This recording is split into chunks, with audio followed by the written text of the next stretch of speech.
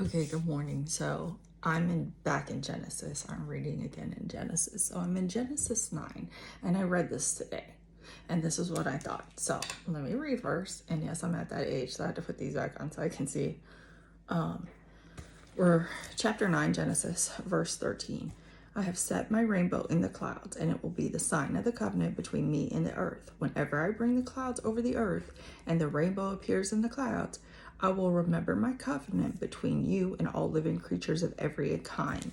Never again will the waters become a flood to destroy all life. So 1, he says, I have set my rainbow in the clouds. It will be a sign of the covenant between me and the earth. When he brings the clouds over the earth and the rainbow appears, he's going to remember that covenant. He's talking to Noah, right? God's going to remember that covenant, right?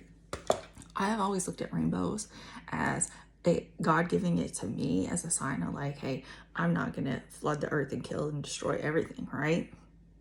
But when I was reading it today, I was like, what if God has to like send himself a reminder, like not to destroy the earth? Not that he has to because he's God, right? But it was just something that just popped in my head. It was like, every time I see a rainbow, I'm always like, oh, that's God's promise to me. But now I'm going to look at rainbows differently. I'll be like, oh man, that's God reminding himself not to destroy us all.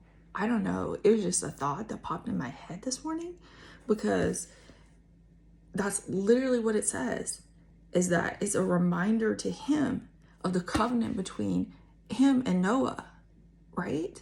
That he's not going to destroy everything, mankind, all the animals, all that stuff. He's not going to destroy it again.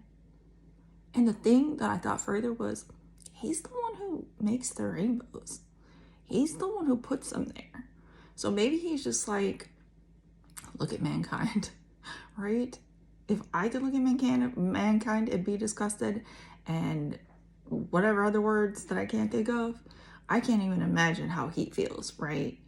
But what if he's just like, oh, wait a minute, before I destroy, wait a minute. Oh yeah, the rainbow, the covenant.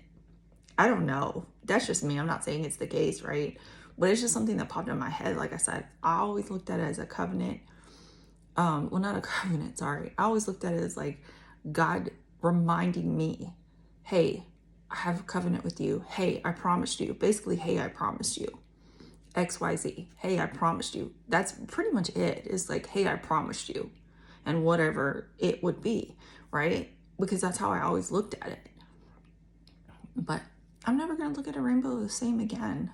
I'm just not. I just can't. Like, to me, it's like a reminder to God. Like, not that he needs a reminder because he's God, but I'm just going to look at it differently. Like, ooh, God's about to destroy mankind again because of our behaviors, because of our sins, because of the way we don't obey him and live for him. Like, he's got to be tired. Anyways, I'm going to stop. But anyways, I just thought I would just share that little tidbit when I was reading today that popped into my head was like, whoa, what if that rainbow is not necessarily for us, but it's for God? But I mean, it could be for both of us, but it's just what it says. I'm just reading what it says. I set my rainbow in the clouds to be a sign of covenant between me and the earth. Whenever I bring the clouds over the earth and the rainbow appears in the sky, I will remember my covenant. Literally, that's what it says. Between you, between me, you, and all the living creatures every kind. Never again will the waters become a flood to destroy all life. I don't know. I'm never going to look at it the same. Have a good day.